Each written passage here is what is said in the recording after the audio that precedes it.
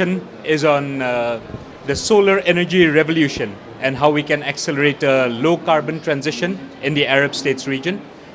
We have a panel made up of diverse but very important stakeholders and partners for UNDP in the region. Let me introduce the panel very quickly before we move on to opening remarks. We have, on my right, we have Mr. Joseph Al-Assad, who is Senior Advisor in the Energy Department of the League of Arab States. Then we have Kerry Constabile, who is who's the head of the Sustainability Strategy for Standard Chartered Bank.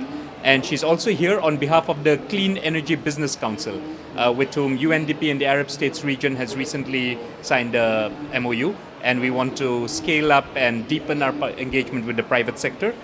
Then we have Mr.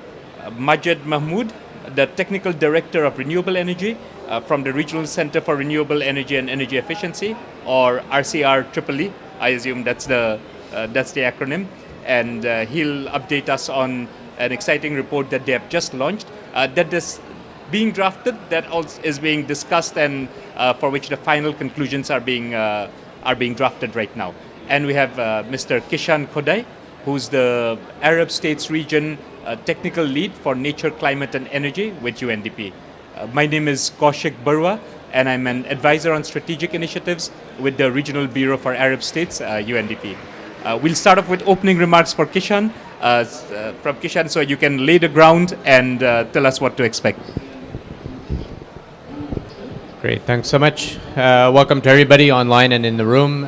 So the solar revolution, it's really what it is. The MENA region over the last decade has seen a tenfold increase in solar capacity, unprecedented level of growth across the MENA region, across the Arab region in solar applications. And this has really been after a number of crises that took shape. So in a way, many countries across the Arab region over the last decade have been using renewable energy as a way of expanding energy independence for energy importing countries, but also a way of diversifying their economy and their energy mix locally. So I mean, this is a really important evolution of the renewable energy space, I would say, in the Arab region in recent times. As we've seen also, the Arab region is taking very concrete policy steps, establishing what's called the Arab Sustainable Energy Strategy till 2030, a 10-year strategy bringing together a collective vision of member states across the region, both the public sector and the private sector, to scale up even more. Very ambitious targets to 2030. Estimates are that globally about 30% of all the future, up to 2030, all of the about 30% of new investments globally will be in the Arab region, given the level of ambition of targets and the really rapid scale up of interest and enabling environment actually in the Arab region. So UNDP is pleased to bring together a very strategic group of partners from our regional bodies such as the League of Arab States and the Regional Center for Renewable Energy and Energy Efficiency, our strategic partners at the Clean Energy Business Council, including Standard Chartered, one of the founding members, a very strategic a regional association of private sector companies, more than 100 companies I think are members, banks and solar companies. So what are the challenges before us? As we've seen in this COP27, the energy transition is really an opportunity as well as a challenge. Going from where we are now, approximately 2, possibly 3% of power in the Arab region from renewable energy, to up to 50%, 30% plus, depending on the country. This is a major, further revolution that will happen over the next decade. So to deep dive into this issue, we've brought together a very interesting panel to talk about the trends, the future of putting in place more, expanding on the enabling environmental policies to de-risk investments, bringing together public-private partnerships to look at sustainable investment opportunities and challenges in the region, the role that we can play together as partners.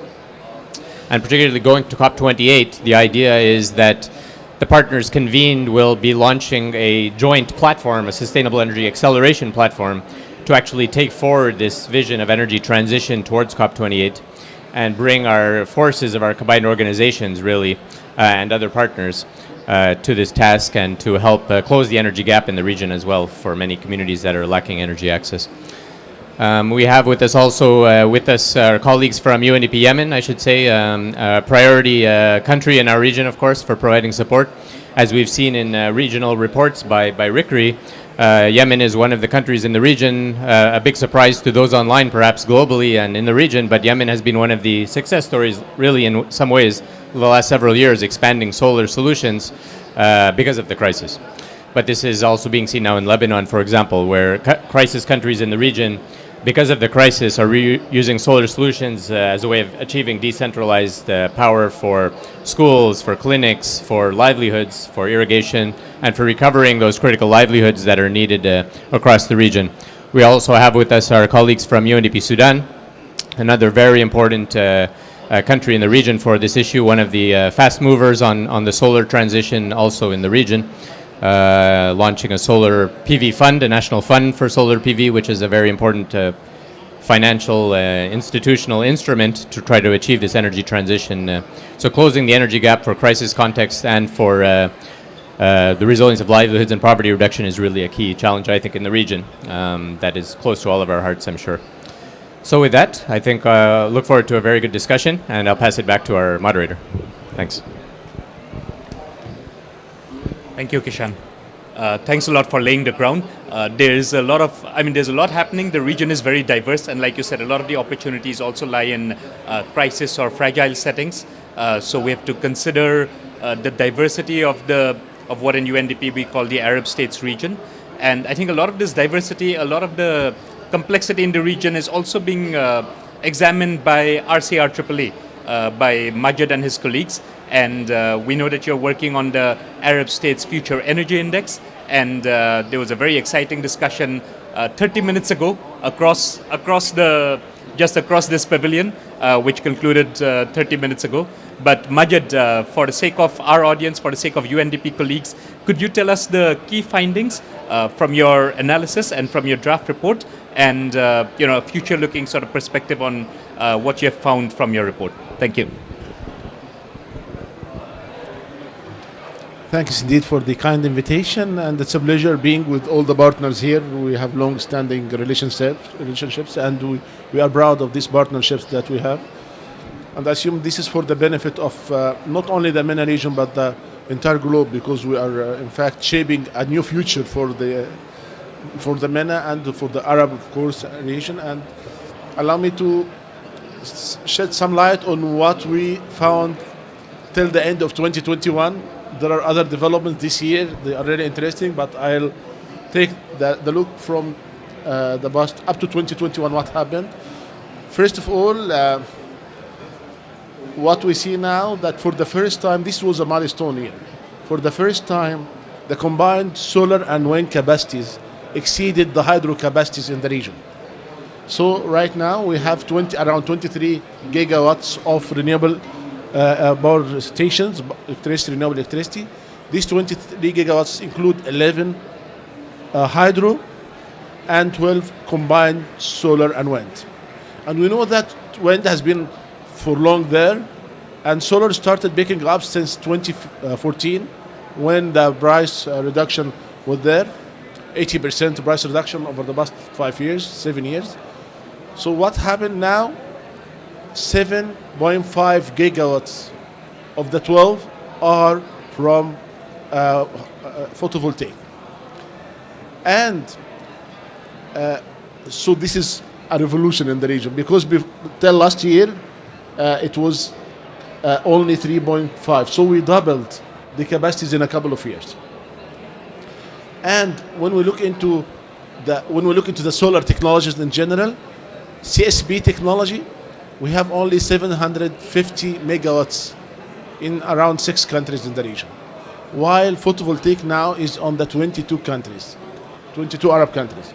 So this means that photovoltaic is 10-folds the CSP technology, although CSP technology started in 25 and 26 with Kuraymat project in Egypt, the Hassi Ramli in Algeria, Noor 1 and 2 in Morocco, and so on.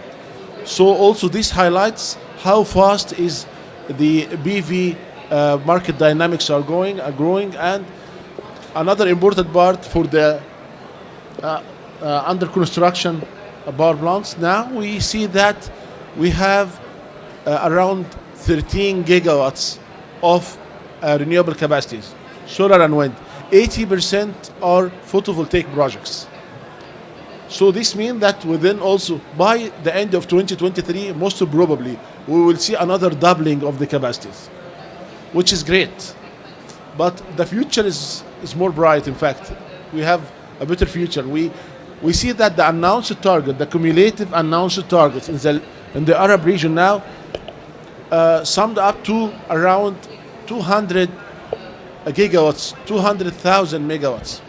And this is huge in terms of investment needed, in terms also of associated upgrade in the networks to accommodate this electricity, and in terms of job creation opportunity and socio-economic development associated with that. So up to 2035, we will add, in fact, we will also reach 10-folds of what's existing now. So around 20 will become 200. And when we look also onto the market dynamics, we see that the Arab region hosts the lowest prices worldwide in terms of kilowatt hour price of electricity. And the electricity prices we had at the region is something between 1 cent and 3 cents. This is the prevailing prices now. 1.04 cents was achieved in Saudi Arabia. And then in other, but they have, in fact, some sort of incentives that allow reaching this low cost. We have soft finance, we have some sort of incentives for lands, electricity interconnection, etc., low taxes and so on. Whenever you add this component, this bring the price lower, so it's almost 1 cent. But in reality, when you remove these incentives and on pure market dynamics, we are watching now prices between 2 and 4 cents. In Egypt, the latest contract signed within the COP, amounting to around 28 gigawatts of wind and solar, they are ranging between 2 and 3 cents. And this is the fresh numbers that we have. But in reality, we have from 1 to 3 or 4 cents all over the region. And we are noticing that there is a direction now that from the Arab energy players, key drivers, to somehow widen the portfolio to include renewable energy. So instead of being oil and gas companies, now they are more framing themselves as energy companies. And we are seeing that 10 Arab countries directed their oil and gas companies to invest in renewable energies, mainly solar energy. So this is an important thing, and this was even before the discussion, the diplomacy that we are having now on green hydrogen, and we can expect more with green hydrogen on that. Another important remark that now we have an institutional framework in most of the Arab countries dedicated to renewable energy and sustainable energy in general, of course. And the latest was creating a commission in Algeria, which was one of the largest power in oil and gas. They created a dedicated commission to renewable energy and energy efficiency, and this commission is affiliated directly to the Prime Minister.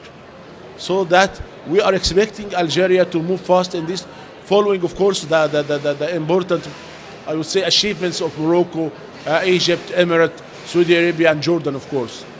A lot of investment are now being poured into the interconnection between Arab countries, which part of this is to accommodate for the variable electricity from renewable energy and improve the flexibility of the national grids. So now even interconnections, not only on trade or balance, but also taking into consideration to have larger shares. And this brings us to the objectives and the future objectives in the region. We have very ambitious targets for renewable energy. That right now we have Djibouti targets 100% in 2030 or 2035. Morocco 52%. Egypt has 42% target of the electricity mix, but now the strategy is under revision, and most probably this would increase up to 50 or 60%. So Jordan announced today in our AFIX discussion that they are reviewing the strategy and possibly but this is still under discussion to reach more than 50% of the electricity generation. So the targets are ambitious, and realizing these targets would require a lot of effort to support, whether for finance, whether for bankability of the project costs related to finance, de-risking of investments, preparation for the grid, and so on, many other factors. Sorry for taking long, but I hope I have given you just a quick look on what is happening in the region. Thank you. In the interest of time, sorry, I have to, we'll try to keep it to 6 minutes per question. Kerry, thank you so much, Majid. I mean, that was, you gave us a really good sort of map of the scale of growth and the scale of ambition. And the ambition is building on, technologies that are rapidly overtaking old technologies, like you said. And so the potential, even in the next few years, we're not looking at just a proportional leap, but a kind of quantum leap, to use a very overused word, but it does seem like that. In the last couple of years, you said it's doubled the, some capacity. So, and it's good to see Djibouti and other countries setting these high targets and ambitions. This is where, of course, looking at it from the public sector, international organization perspective, but we have Kerry with us here from the Standard Chartered Bank. The last point you said was, in fact, about de-risking and financing these investments. So that's a very good segue for Kerry. Kerry, if I may ask you, I mean, as the head of sustainability for Standard Chartered, and also as a representative of the Clean Energy Business Council, so from a clean energy point of view, what are the barriers and the opportunities? I mean, from the private sector, whether you want to take it on as Standard Chartered and from the financing point of view, or more broadly.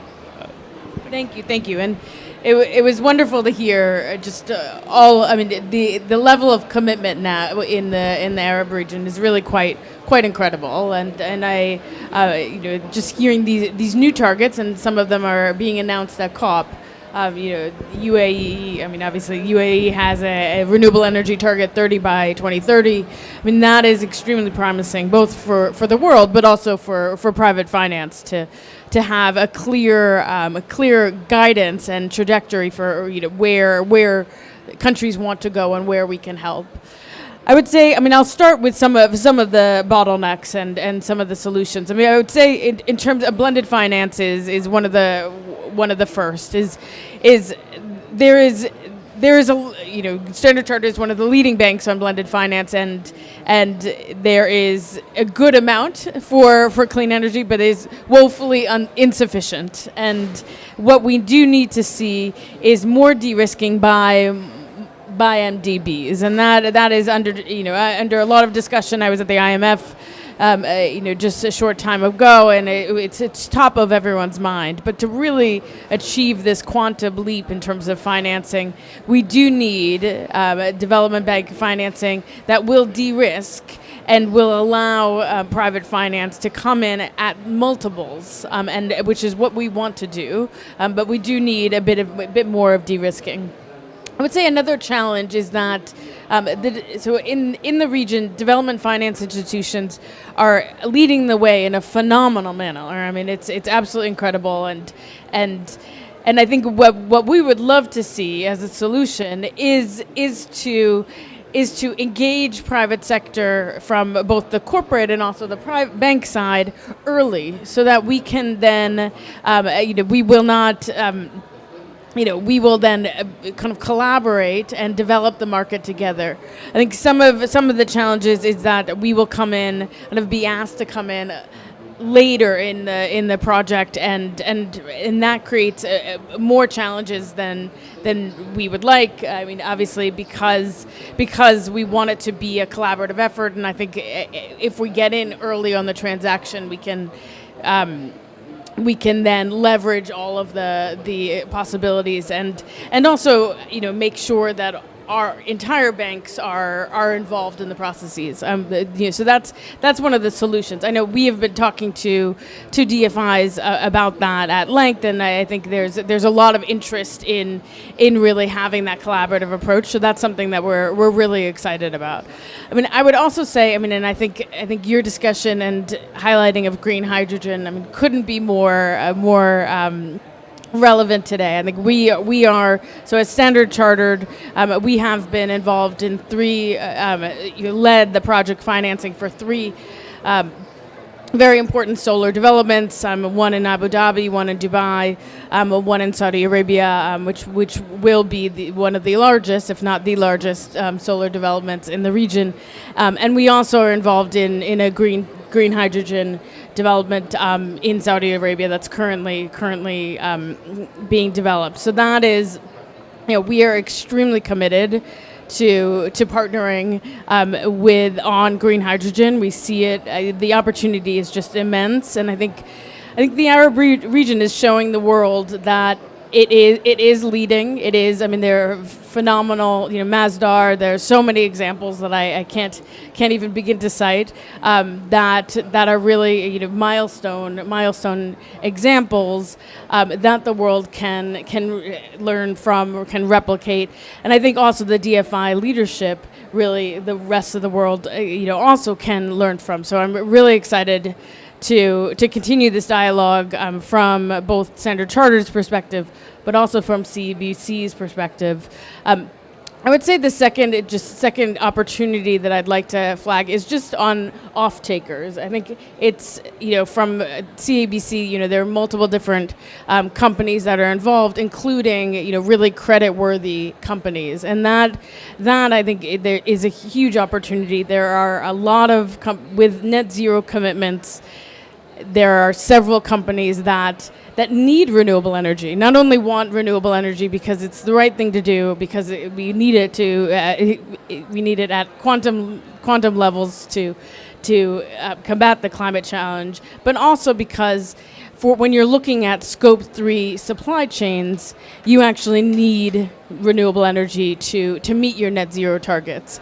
And that I think is a huge opportunity that we see from a bank perspective, but also from that we all should see, which is leveraging that corporate offtake demand to incentivize more projects in the Middle East and beyond. I think is it's a significant opportunity, and that's something that as CEBC, as a coalition of corporates and banks, we'd like to bring to our government partners, and we'd like our government partners, such as yourselves, and government-related alliances such as yourselves, to tell us what you need more from us. I mean, that's what's really critical. Is we are here to help you to achieve your targets, and so we want to know, what we're not doing enough of, so that we can correct that and we can help you. Thanks, Kerry. Yeah, very clear that there are also opportunities for the private sector, but there's still some level of de-risking that needs to be done. And I'm sure the risk, just as we have seen technologies improving and prices dropping, I'm sure we'll see as the landscape and the business sort of, variables become clearer. I'm sure the risk will also dip, and as you might agree. My last question in this round is for Joseph. And Joseph, we've heard a lot about the political commitment. Maybe you have the toughest or the most sensitive question, which is we have heard a lot about the political commitment, the targets so far, and how it has, how even production of non-fossil fuel energy has grown. What do you think is needed to maintain and sort of deepen this political commitment and ownership by governments and the political leadership? Can I have it back? Okay, before maintaining and deepening the political commitment, we need to take one step back and try to understand a little bit the main driver behind this, what you call the solar revolution. Because Dr. Majid mentioned one aspect and Kishan mentioned the other, but I will need to combine them both in order to understand the whole picture. This solar revolution is driven by two main drivers. Either a very strong and ambitious political commitment in countries like UAE, Djibouti, Egypt, Algeria, or is driven by community, community demand and individual demand, and as a response for economic crisis in countries like Yemen, Lebanon, and other countries where we have conflicts, such as also maybe in parts of Iraq. So in order to understand the whole picture, yes, There is risk for sure. There is risk, and there will always be risk. The bigger the risk, the bigger the gain will be for the banks. We need to say it out loud at least once. So de-risking is not always possible, especially when it comes to small-scale projects. Now, going back to deepening if you want, the political commitment, as the of Arab states within our role, we have established what we call the Sustainable Energy Arab Strategy, or the Arab Sustainable Energy Strategy. The main objective of this strategy is to be able to build on the national objectives, to have a higher level of political commitment toward the League of Arab States. And the main point and the strongest points within this process was the yearly review of the achieved goals. Because we've seen a lot of countries announcing the targets and then going into hibernation. So this yearly review and the completion of the strategy with national documents such as the National Renewable Energy Action Plan for each country. So yes, you announce 30, 50, 100%, but how are you going to do it? Over which time scale? We're going to help you monitor your yearly achievement, and all of that is being done in collaboration with RICRI. One more point I wanted to highlight also. The Sustainable Energy Arab Strategy does not take into consideration only the renewable energy dimension, but it is a four-dimensional document, if you want, focusing from one side for sure on renewable energy, but also on energy efficiency, on CO2 reduction, and a very important aspect from our point of view is access to electricity, because it gives a human dimension for renewable energy. Because when we look at countries where the only solution to access reliable electricity is through renewable energy, this gives a whole new dimension for financial risk. It gives a whole new meaning for access to electricity. One last point I want to stress under this first question is that in a time where Europe is shifting back, we cannot skip that idea. So in time when Europe is shifting back from energy sustainability to energy security, we are in a region that renewable energy resources are very abundant. And maybe we are in one of the rare regions where the two concepts of energy sustainability and energy security goes in the same direction. So this is very important for us, and I like that Kishan called it energy independence, to combine all those terms under one objective where we will be able to achieve sustainable energy objective, renewable energy objective, but also keeping an eye on the human and the energy independence level. Thank you. Thank you, Joseph. It's almost choreographed, because again, your last point about the human aspects and the human dimension, also when you spoke about access to electricity, it actually leads me to the next question to Kishan, and I'll give you one. And Kishore, if you could sort of take 4 or 5 minutes. I'm cutting a couple of minutes since you're UNDP. What is needed, or what's your perspective or UNDP's vision with regard to making sure that these transitions to energy are just? We hear the word just transition, that SDGs are integrated. I mean, as UNDP, as you know, we have to make sure SDG goals and the vision is integrated into any transition. What is needed? What do we need to keep in mind? Thanks. Right. Thanks again, Kaushik. Great question. I mean, as we heard also from our colleagues, is that much of the solar revolution over the last 10 years has been focused on high-income economies and upper middle-income economies in the region. So, economies where there's a lot of capacity already, a lot of finance already flowing, relatively lower risk from an investment perspective. But from our perspective, from development perspective, of course, the challenge is to make sure that no one is left behind in this transition, energy transition. As we've seen across the Arab region in a number of countries, actually, we've seen expanding poverty over the last decade because of multidimensional crises that have affected the region over the last decade. We've seen a growing fragility of livelihoods. And so making sure that this expanding solar capacity can actually reach the most vulnerable communities that are in need of electricity in the region, as our colleague said. So, for example, how this solar expansion can support the resilience of health facilities, education facilities, irrigation facilities, the kind of energy needs that the poorest and most vulnerable communities in the region are focused on. So from UNDP, we're investing a lot in trying to put in place de-risking measures that are tailored to LDCs, to fragile and crisis contexts. We're launching new initiatives across the region, for example, in Sudan, Somalia, and Djibouti, on scaling up mini-grids as a solution for expanding energy access in rural areas, in partnership with IFIs, of course, in partnership with the private sector as well, of course, trying to put in place those policy measures that aren't the standard ones that we use in high-income or upper mix, but that are tailored to the different risk profiles, in less developed countries or fragile mix, of course, across the region as well. How do you expand solar? How do you build back solar into, let's say, a country like Yemen or other crisis countries in the region that are trying to build back their energy systems over the next decade or several years? And how do we factor in renewable energy as a significant share in that process?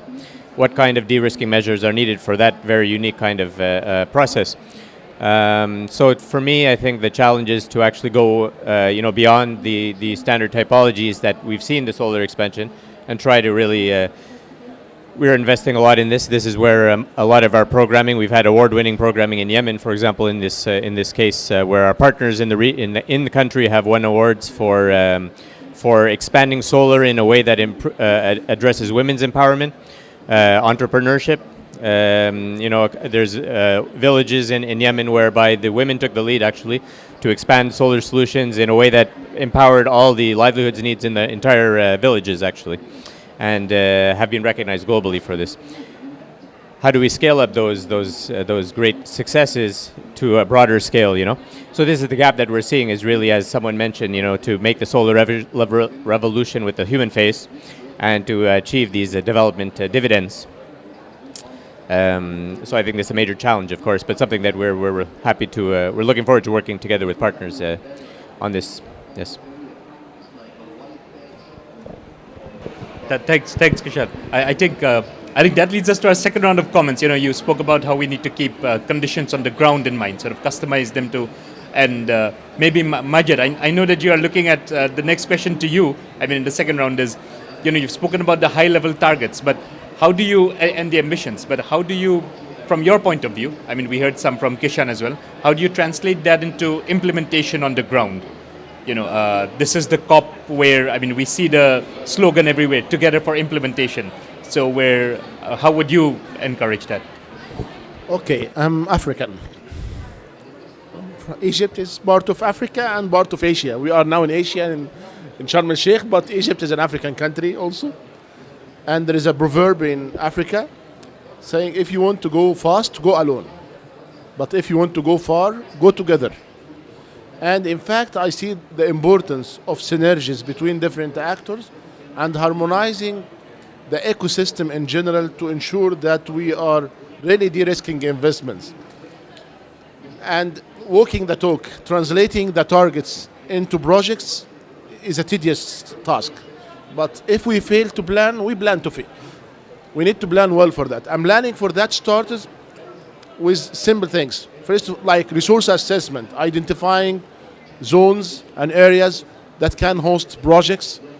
Or if we are targeting communities, identifying where to put these on rooftops, in open areas, etc. Know where you would act based on the scale you are working. There are plenty of scales for renewable, for solar especially. Now let's take the example of mega scale projects. First of all, the legal and regulatory framework need to be in place allowing private investment. Without this legal and regulatory framework allowing for private investment, you cannot attract the private investment. Simple.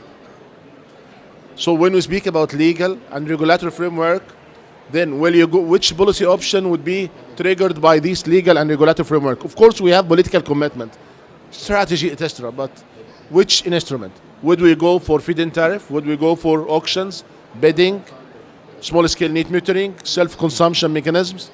What will be the tool? And each of these had its own mechanisms with respect to the process, the permitting process, the grid connection, the standard contracts that would be there, the bankability of these contracts, the terms, the liabilities on both on different sides, and you need to prepare templates for that are acceptable by different stakeholders, especially the financing institutions and the banks. That would help. And if you go to if you are going to establish a program, utility supported program, for example, for promoting solar PV system or solar water heating system, you need to engage the distribution companies, you need to engage the national banks, the central banks, etc., to work on that. If you go another steps, so this is all in the legal and regulatory. And of course, you cannot align this from the macroeconomic condition. If you do not have a stable exchange rate in the country, then you need to make sure that you are paying not in your own currency, but for example in US dollar or euros. And then there come how you trace that into the contracts. And if you are going to have large scale projects, then land might be an issue. And this land you need to think about land lease agreement, usufruct agreements, allocation and so on. And if this land is far from the grid, you need to think about the interconnection and who would bear the cost. And maybe if you are developing a zone, a big zone that would include several projects, you think about designing cost-sharing agreement among different investors. And then you take a step further and you think, okay, I need now to sign, to announce, and whether the process you would you go for shortlisting or you go for just tender, and will you go for auction, and what would be the type of the auction? Would it be reverse auctions? Would it be descending clock options? There are plenty of options when you go to auctions or bidding. So you need to decide, and the team need to be prepared with tools to do all that. And here I'm not also speaking about that your electricity infrastructure, roads, etc. need to be ready to accommodate for that. So you need to help preparing the grid to. So again, I'm not saying that you need to do that all the time, but you need to work progressively that you achieve the main elements that you would secure. And after that, you need to make sure who would work. For example, we are speaking about FCV countries. Would you expect in a country like, let's say, Syria, that foreign direct investment would come in the current situation? Of course not. So you need to design your program that would be somehow smaller, that would target local investors and would help alleviating but not solving the entire problem. But if you go for Yemen, Yemen was an exercise that you can grow without the country, without the government. I'm sorry, not without the country, without the government, without being backed by the state. But the opposite is in Tunisia. The success is because of having a program that is supported by transition fund established by the government itself in support with donors. And then what will be the business model? The 6 minutes is over, but there are plenty of issues. What would be the business model? Would you go for public-private partnerships so that you would have shares in the project, similar to Mazen, for example, or to Master, or to Aqua? Thank you. Yeah, no, that's... Yes, there are plenty of things that you need to consider, but all of this depends on the local context and the international also context around the projects. Thank you. Thanks a lot. No, you're right. If we need to go far, we need to go together. So, my next question to Kerry, it's you spoke briefly about de-risking, and maybe it's sort of connected to that, which is if we want to promote innovations from the private sector or others, if we want to promote innovations in the transitions to clean energy, we will need to.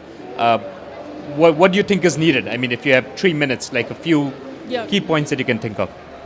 Just a few. I mean, so Dr. Majid, highlighted a number of things. I mean, I think it's very important to consider the local context. I think that is where innovation starts, right? And so if it and the innovation, it's a great buzzword, but I think it means very different things. A block by block, country by country, context by country context. And so I think you start with the local context, and there are some fundamental things that we need to have in place. I mean, one is, and I mentioned de-risking and MDB involvement, and a critical function of MDBs is that they help to crowd in private capital, that they're not competing with private capital, and that's something that's very important. I think, in addition, there are several standards out there for sustainable infrastructure, and I think we are all seeing them both at government level. I think voluntary standards, I think ISO, UN standards, I think, which is good because no one wants greenwashing. We all know that this needs to be a highly, we need controls. We need to make sure that what we call sustainable and what we call green is actually sustainable and green.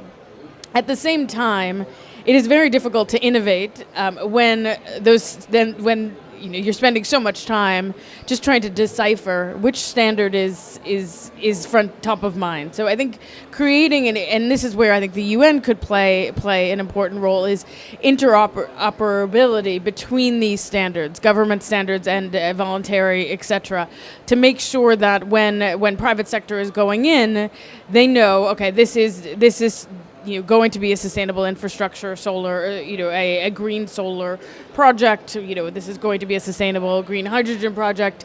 It has achieved X, Y, and Z. These standards, it meets the qualifications and the definitions of these standards. Because if without that, what is happening is that we in the private sector are left kind of to our own devices to try to decipher on our own, and that is extremely time consuming, and it is, I might say, the opposite of innovation. So I think starting with that support and getting that support. I would also say, I mean, just in terms of SDG investment, I want to come back to that question just briefly. I mean, the community dimension and the local dimension is key, and making sure that as solar is scaled in the region, that SDG benefits all goals, all of the 17 goals are meaningful to these projects. And we've done some work within Standard Chartered just to understand how many asset owners even know about the SDGs. And I think we had a figure that about 55% of top asset owners have determined or have reported that they don't believe SDGs are material to mainstream investment. And that's a fundamental problem, right? So I think when we're defining innovation, I think we've gone to make sure that it starts with local. Two, make sure that that the private sector is empowered, or I think provided with the standards and interoperable standard, so that we're not deciphering them on their own.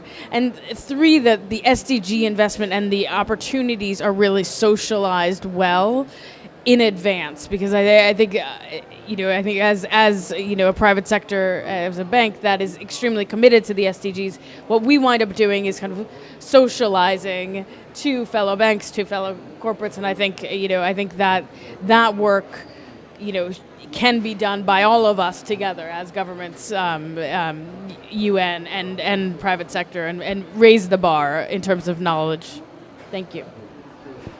Thank you. That's a startling figure, that 55% of asset owners think the SDG goals are not relevant, or to paraphrase. Relevant to mainstream investments. Yes, to mainstream investments. Yes, absolutely. But we'll come back to that, because of course we in the UN, we see SDGs as owned by everyone. I mean, it's not our TORs. Let's say it's the global TORs.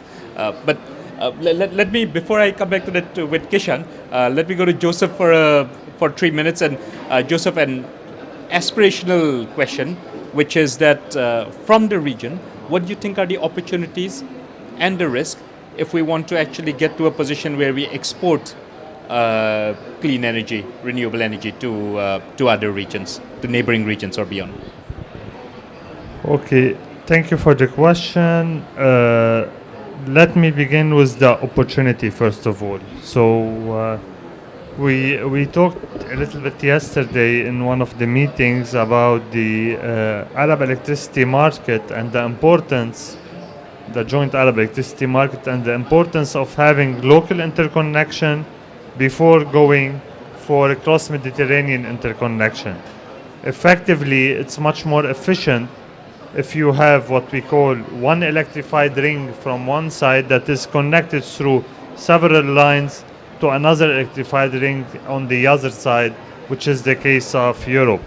So the first way to export renewable energies essentially from the South Mediterranean and the Arab countries to Europe would be through electricity.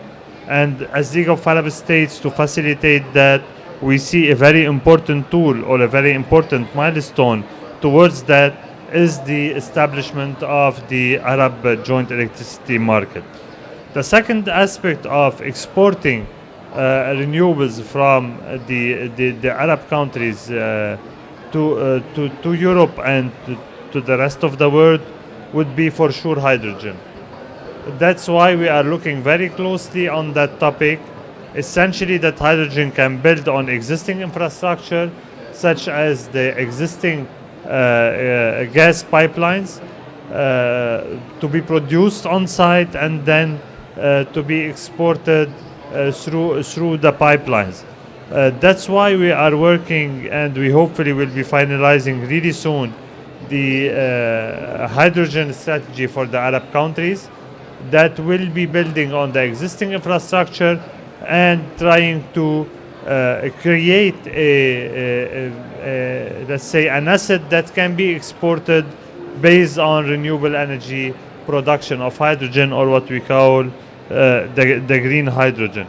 But if you allow me to stress on one fact, I don't want to shower people with numbers, but effectively, I do not remember if it was Kishan or Dr. Majid who mentioned that 30% of the new investment will be done in renewable energy will be done in the region. However, I do not need to do a study that less than 1% of those investments will be locally manufactured. So it's very important to look with the size of the huge market that we're talking about, 30% of the global new market, let's say, of renewable energy. We need to take that into consideration. It's a call for ourselves and for all the people present around the table to take that into consideration and to look at the potential of local assembly, local manufacture of equipment, if not components or systems. Thank you very much. Thank you, Joseph. Very clear and comprehensive. And my last question to Kishan. I mean, I think we've had discussions in UNDP. There have been lots of discussions on new programs, on new facilities that we want to set up. You mentioned the Sustainable Energy Accelerator Program. We're also discussing a Green Arab States facility for transition, which will be set up from next year, which we want to set up from next year. And but we've heard the challenges, Kishan. I mean, we've heard the challenges with regard to the commitment from, getting asset owners on board, building the private sector ecosystem before we can actually scale up capacities. What do you think is needed, I mean, from your perspective, to really scale up financing? UNDP or the UN with its resources can't do it alone. I mean, we need blended solutions, we need scaled up finance, yes, blended absolutely. finance. How do you do that? Yeah, thanks. Good question. I mean, UNDP as the UN's largest implementer of grant assistance for climate action in the Arab region, we have about $300 million of grants to countries in the Arab region to take action on the climate agenda to help scale up NDC implementation. Now, those grants are often focused on the upstream policy agenda, creating those policy enabling environments, establishing, strengthening institutions that are needed also for this kind of energy transition, putting in place small-scale solutions that can be scaled up after by domestic resources or by the private sector investment. So putting in place these kind of capacities in the region that are needed for that bottom-up expansion of renewable energy and other clean energy solutions in the coming years. So the challenge is, how do we kind of build on that grant assistance and those capacity development initiatives in concert with the private sector, such as our partners at the Clean Energy Business Council, to achieve that goal of scale and to put, for example, advance the issue of youth employment co-benefits from this energy transition through things like technology development, local technology development. Huge opportunity, of course, when we talk about small and medium-sized enterprises in the region. It's about half, I think, actually the majority of the region's GDP. It's also the biggest opportunity for combating the youth employment crisis in the region, I would say, to strengthen SME's role in the region's economy. Women's empowerment, in terms of the women's employment dimension of that. So I think there's a big scope for actually taking this from a development perspective to actually cement the role of the energy transition as a means of a more inclusive and sustainable development model in the region for generating those employment needs and manufacturing opportunities, as our colleague mentioned. So I would say that, coming together in partnerships, I think, is what it's all about. I think somebody mentioned you can't do it alone, and so I think the idea is, yes, building on what we have now, but en route to COP28. As we go toward even more aggressive on the NDC implementation agenda, we've supported countries across the region on the NDC enhancement agenda. Together, it's about $600 billion foreseen by countries in the region under the NDCs in the Arab region. To achieve those goals that they've set, including on the mitigation energy targets. And so now going to the implementation agenda, bringing together the regional platforms such as the League of Arab States, the Arab Sustainable Energy Strategy, the multilateral process in the region, together with the expertise in the region, such as centers of excellence, like RICRI and others at the national level, bringing together big finance partners and investors, whether the private sector solar companies, but also large banks within the region and multinationals, bringing that all together in the kind of facility or platform for the energy transition that as UNDP we're working together with partners to launch en route from COP27 to COP28 to advance the green transition and achieve benefits for countries across the region. I think we do this together with our partner countries in the region, from Morocco to UAE, from Iraq to Somalia to Lebanon, across the region. I think this is a growing priority and a big focus for our programming in the region. One thing I would say is local action, I think, is where it's at, in particular on the energy transition. So I think a big focus of this will be looking at the subnational hotspots where this can be achieved, to really achieve this energy transition in a way that can benefit communities at the urban and at the rural level, but looking very much at a local development perspective, I think, as well is important. Yes. Thank you. That's a good note to end on, that we need to look at the local perspective. Kerry, I know you have to catch a flight, so in case, and you may be running late, so in case you need to leave, otherwise we have 9 minutes left actually for questions or interventions from the... Thanks. This was a very enlightening discussion. Thank you so much. I just wanted to know what the particular gender-responsive strategies and policies are in the climate financing space, particularly the banking space, to enhance women's entrepreneurship, energy entrepreneurship, but also women's jobs in the energy sector. That's number one. And Kishan, to you, can you give us a flavor of the de-risking, provisions on the de-risking policies, particularly tailored to difficult contexts and to vulnerable groups, including women? Any more? Maybe we'll take two. Yes, yeah. Okay, we'll take three together and then 2 minutes for the response.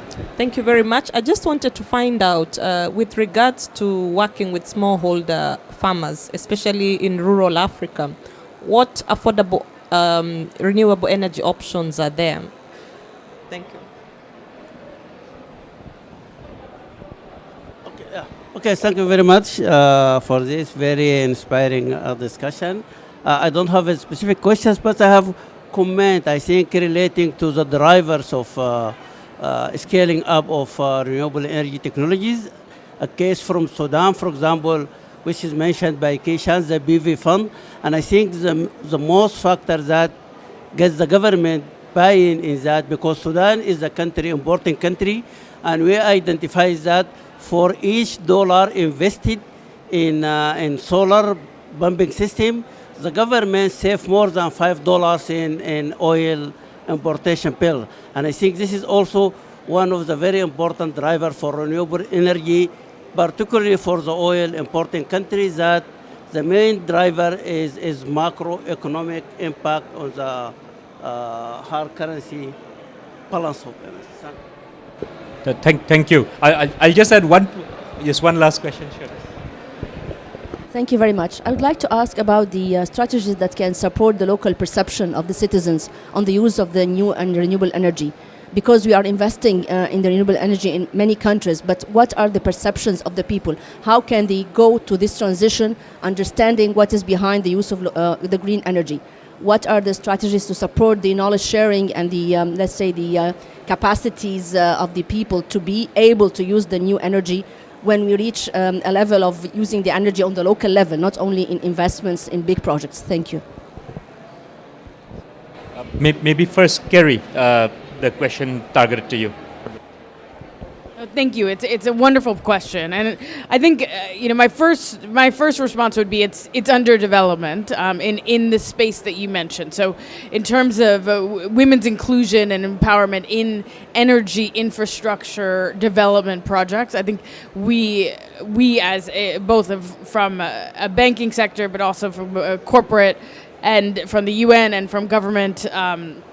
For government agencies and alliances, we really need to collaborate and develop that. And as my colleague was mentioning, the local in country development, and capacity is something that needs dedicated attention. And fundamental to that is it has to be upskilling both from women, but also young people and the most marginalized. I think. In terms of, our bank specifically, we do prioritize inclusion, both from for women, youth, the most marginalized communities, and that we do have standards in our supplier codes of conduct, etc. So when we are doing deals that entail obviously significant supplies, we do evaluate inclusion, including women's participation. In addition, as a bank, I am proud that we have a relatively, it's not as large as it should be, right? But in terms of several other, I think relatively, and it's increasing. About 35% of our management at Standard Chartered are women, and so that is it is a priority for the bank.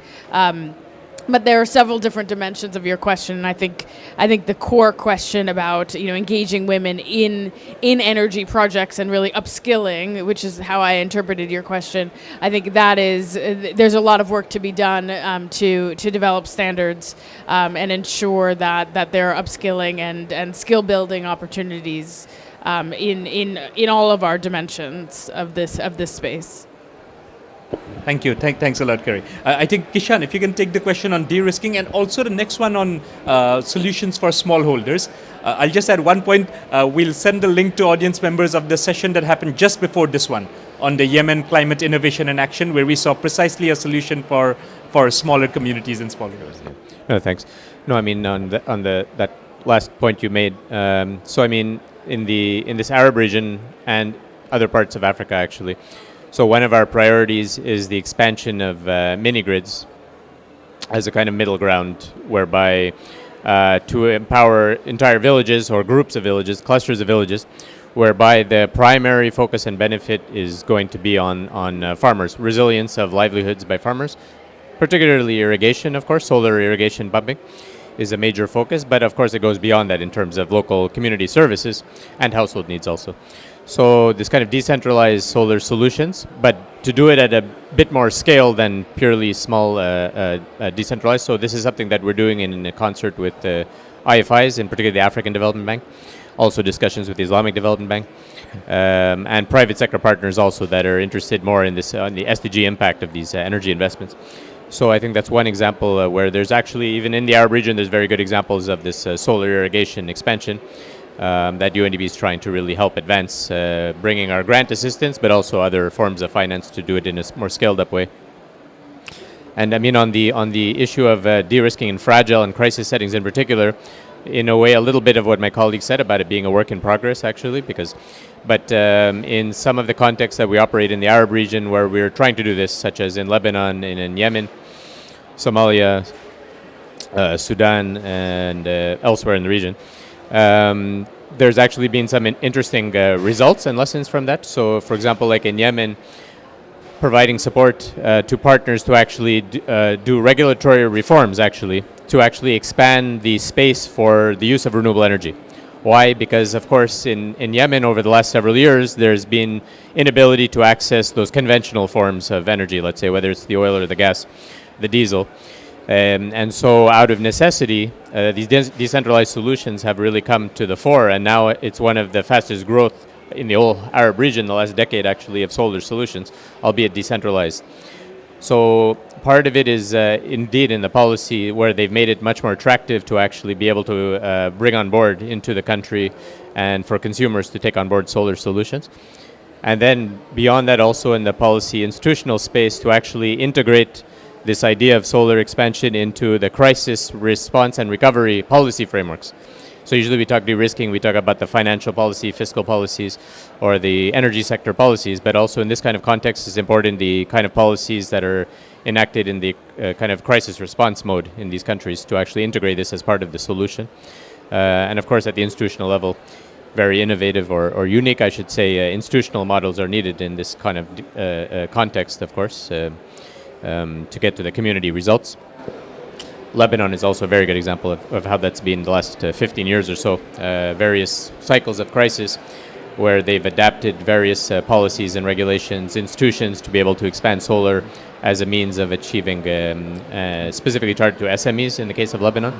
So that's a very good case also we'll be happy to share actually in terms of de-risking in this kind of context.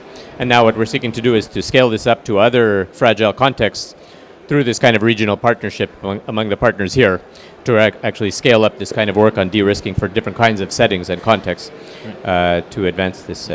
Thanks, Kishan. Yeah. Just to wrap up with the last question, which is on local perceptions and how to change local. Maybe I'll give that to Joseph for a minute, and then Majed for a minute. How you change local perceptions on use of it. I think when talking about local perception for renewable energy, we need to talk about small-scale projects. And when we talk about small-scale project, the best way to change the local perception that I see is job creation. So when we look at the potential of job creation and the number of jobs and the quality of jobs that are being created through small-scale renewable energy project, I think that is more than enough to change the local perception for those projects. Another point is that when you talk about countries where renewable energy is the only solution to produce electricity during blackouts, I think also that is very important because renewable energy are being a source of hope, not only a source of electricity. So that is very important to look at when looking at it from the point of view of local perception. That's less than 60 seconds. Great, thank you.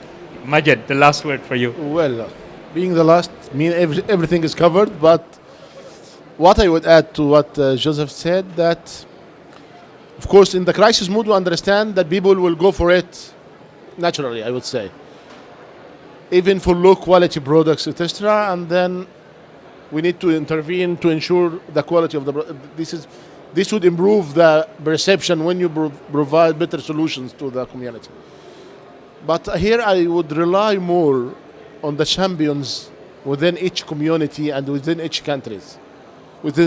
I mean, you have leaders in and I would say icons that people follow, and this is if you are able to convince them to promote the ideas of SDGs in general, and especially the importance of sustainable energy, renewable energy, energy efficiency, then you would have I would say they will open the door for further building the snowball of this knowledge.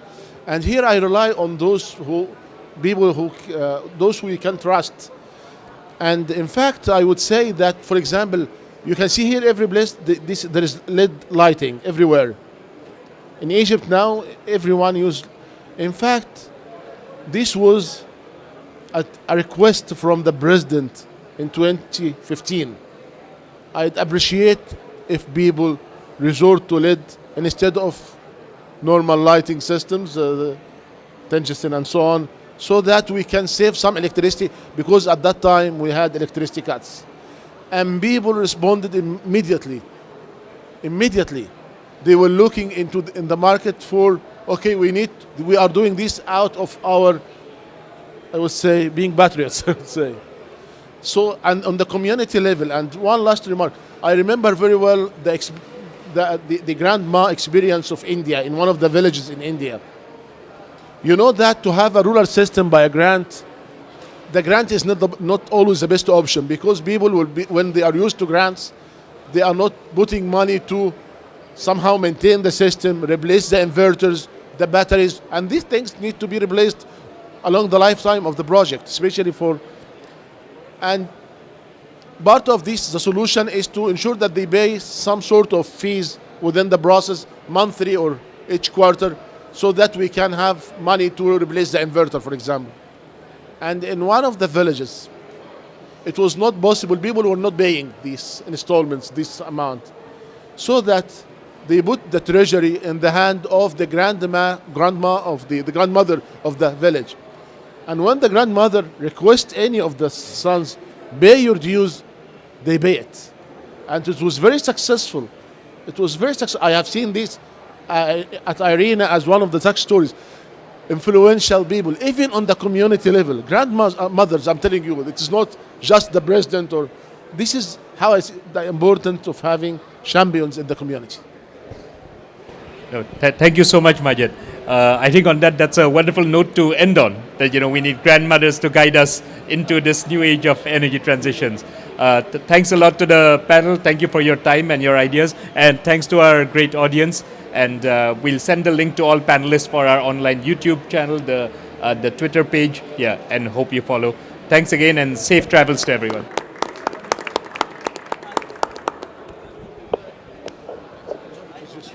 Very useful. Yeah, no, I really like your conclusion. It's very inspiring.